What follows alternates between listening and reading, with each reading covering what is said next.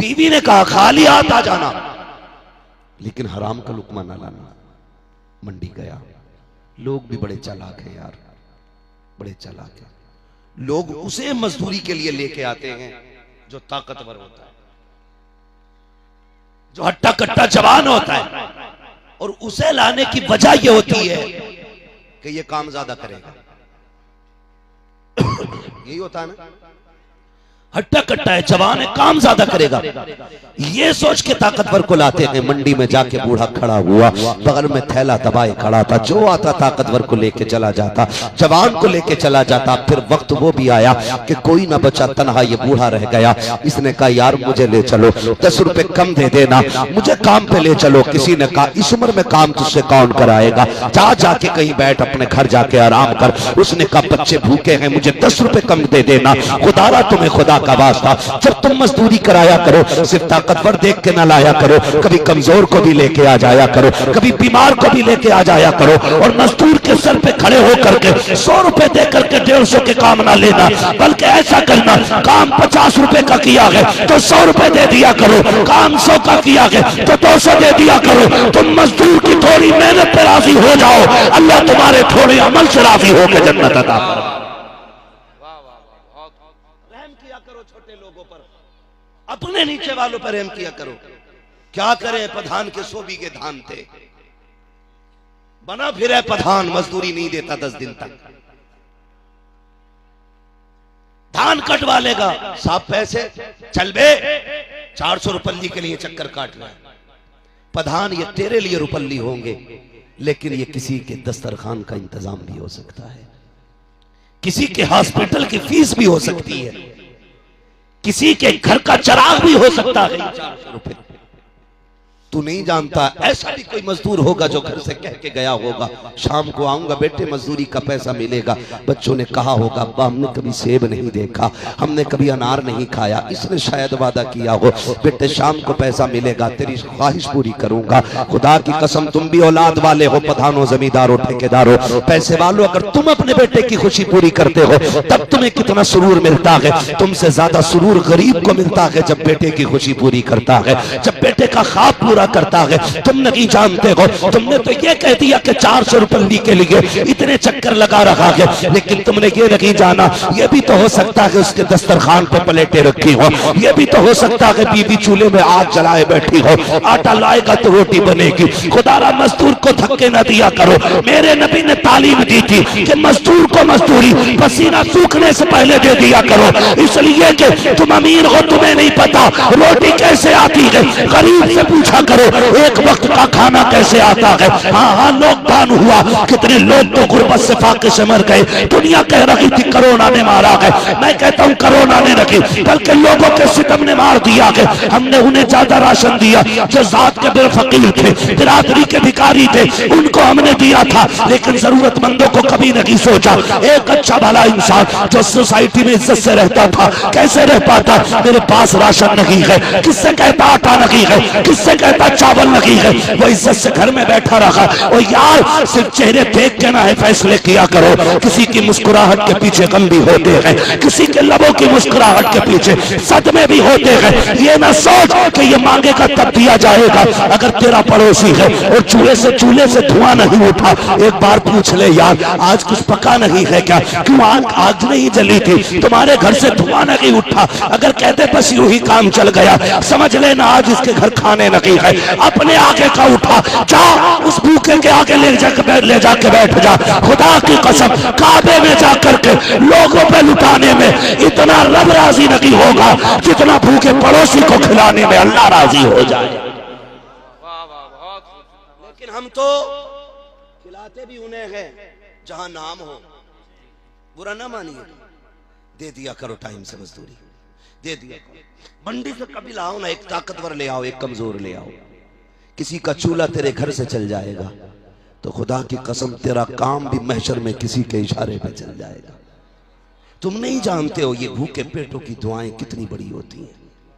तुम नहीं सोच सकते ये जो भूखा मैदा होता है और जब रब की बारगाह में आवाज देता है ये फिर टाली नहीं जाती है, फिर टाली नहीं जाती है। मुझे वो नौजवान आज तक याद है, उसने मुझसे एक दिन फोन करके कहा, कहने लगा हजरत जी मैं गाड़ी चलाता, ताज्जुब हुआ कि रात मेरी आंख लग गई और 1-2 मिनट सोता रहा मैं, लेकिन शुक्र अल्लाह का कि मेरी गाड़ी पलटी नहीं। मेरा हाथ देखें कैसा एक जगह डटा रहा नींद में भी। मैंने कहा यार बता कौन सी नेकी करता है, कौन सी नेकी करता है। उसने कहा कि जब भी मैं गाड़ी से वापस जाता हूं ना, अपनी कमाई का 10वां हिस्सा जाके ना मैं मदरसे के तलबा को दिया करता हूं। मैंने कहा तुझसे किसने कह दिया? तेरे हाथ का ये एक्सपीरियंस था, तेरी जिंदगी का तजर्बा था, या तेरा पुराना ये मश्क की कारीगरी थी? नादान तू सो गया था, रब की रहमतों ने तेरी गाड़ी संभाल रखी थी, किसी की दुआओं ने तुझे संभाल रखा था। हाँ, भूखे पेटों की दुआएं बड़ी जल्दी कबूल होती है। कोशिश ये करना तेरी वजह से किसी का चूल्हा जले, तेरी वजह से किसी के घर के अंदर दस्तरखान पे रौनक आए। बुरा ना मानना, मैं कहता हूं खुदा करे हर बंदा मदीने शरीफ जाए, लेकिन लोग कहते हैं अल्लाह का शुक्र है मैंने 12 उम्रे कर लिए, 13 उम्रे कर लिए। ओ यार कब जाता है? मैं उम्रा करने रमजान में जाता हूँ। मैं कहता हूँ जब तू 13 उम्रे कर ही आया है, 1 उम्रे का पैसा गांव के गरीबों में तकसीम कर। कितने ऐसे गरीब रोजादार होते हैं जिनके यहाँ इफ्तारी के लिए पानी के सिवा कुछ नहीं होता। तूने गुंबद खजरा के साए में बैठ के इफ्तारी की तो क्या किया? उन्हें भी तो देख लेता जो अपने बच्चों के रोजे रखवा के सिर्फ पानी लेके दस्तरखान पर बैठे होते। उस पैसे से तुम नहीं जानते, कई बच्चे नहीं भाई कहते अब्बा हमें रोजा रखना है, सुना पहला रोजा होता है, बड़ी धूमधाम से रखा जाता है। लेकिन गरीब बाप ये तो नहीं कहता मेरे पास कुछ नहीं है, वो ये कह देता बेटे अभी तेरी उम्र नहीं हुई है, अभी तू बहुत छोटा है। वो अपनी गरीबी को बच्चे के बचपन में छुपाता है। काश क्या ही अच्छा होता, तू ना जाता 1 साल उम्रे को, 1 साल तू खजूर इकट्ठा करके गांव के हर गरीब को तलाश करता, चुपके से रात में उसके बाप के हवाले कर देता। वो बच्चों के आगे भी रुसवा नहीं होता। कम से कम तेरी वजह से किसी बच्चे के पहले रोजे पे उसे खुशी मिल जाती। खुदा की कसम मदीने वाला भी राजी हो जाता, काबे वाला भी राजी हो जाता। कोशिश ये कीजिएगा कि तुम्हारे पैसे से किसी का चूल्हा जले। करेंगे इंशाल्लाह। इंशाल्लाह। बात समझ में आ रही है ना? तो मैं क्या अर्ज कर रहा था, बीवी ने कहा खबरदार खाली आता जाना, हराम का लुकमा याद है ना सबक? हराम का लुकमा जोर से नहीं, हराम का लुकमा नहीं लाना है। मंडी में बंदा खड़ा कह रहा यार मुझे ले चलो, 10 रुपए कम दे देना, लेकिन लोगों ने अपना फायदा देखा, उस गरीब का किसी ने न देखा। अल्लाह अकबर। जब सब छोड़ के चले गए, सूरज आधी आसमान का सफर तय कर चुका, बीचों बीच में सूरज आ गया। वो जो बगल में थैला था यार कैसे लेके जाता उसे। अब बच्चों का सामना मुश्किल था, खाली हाथ पलट करके बच्चों को भूखा छोड़ के आया था। क्या मुंह दिखाता बच्चों को जाकर के? खाली गया था, खाली आया था। अल्लाह सलामत रखे आप लोगों को। सुनना मेरी बात बहुत गौर से। जब कोई नहीं मिला, सुने प्यारे, जब कोई नहीं लेके गया, अब ये क्या करता, घर कैसे जाता? सोचने लगा बच्चों को क्या मुंह दिखाऊंगा, अब क्या किया जाए। उसके बाद उसने दोनों तरफ नजर डाली, सामने मस्जिद का मीनार नजर आया। उसने अपना थैला लिया, मस्जिद में गया, वुजू किया, मुसल्ला बिछाया, रो के कहता मालिक दुनिया वाले तो काम के लायक नहीं समझते हैं, मैं तेरे घर में आ गया हूँ, अब तेरे दरबार में नौकरी करूंगा। या अल्लाह मैं सफाई करूंगा, तेरे घर में झाड़ू लगाऊंगा। मेरे मालिक मेरे बच्चे 3 दिन से भूखे हैं, उनके रिस्क का इंतजाम फरमा दे। ए मर परवरदिगार आलम, ये दुनिया वाले मुझे नौकरी के लायक नहीं समझते हैं, मैं तेरे घर में मजदूरी करने आ गया हूँ। ये कहकर शाम तक मस्जिद की धुलाई करता रहा, सफाई करता रहा। शाम को घर पलटने की बारी आई।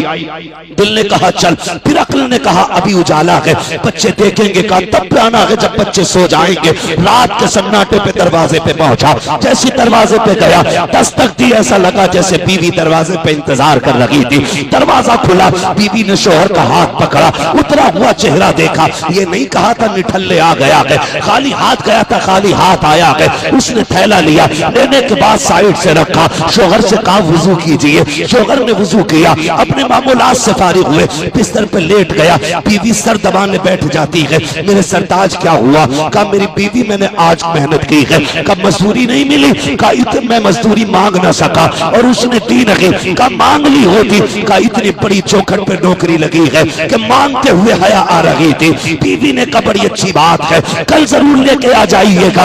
ये कह के अगले दिन बीवी ने फिर भेजा, फिर कहा या कबल हराम, खबरदार हराम का लुकमा न लाना, लाना तो हलाल का लेके आना। जब दूसरे दिन शोहर पलटा, वही वक्त है, वही आलम है, आके देखा बच्चे फिर सोए हुए हैं। कहता बीवी बता तो सही मेरे बच्चों को क्या खिला के सुलाया। बीवी ने कहा रब का शुक्र है, अगर ताना नहीं था तो क्या हुआ, हमारे घर में पानी तो मौजूद था, मैंने रब की नेमत से बच्चों को सैराब करके सुला दिया है। शोहर फिर बैठ जाता है। बीवी कहती है मेरे सरताज कल जब जाना अपने मालिक से कह देना मैंने 3 दिन काम कर लिया है, 1 दिन की मजदूरी दे दे या इतना दे दे जिससे 1 वक्त का खाना बन जाए, बाकी हिसाब बाद में कर लेंगे। अल्लाह अकबर। जैसी बीवी ने इतना कहा है, चेहरा देखा बीवी का रोता हुआ चल दिया मस्जिद की तरफ। आने के बाद मस्जिद में सफाई की है, शाम का वक्त आया है, रो रो के कह रहा था ए मेरे मालिक अब बच्चों का सामना नहीं किया जाता, कितनी बार बीवी से मुकाबला करूंगा, ए मेरे परवरदिगार कम से कम इतना तो दे दे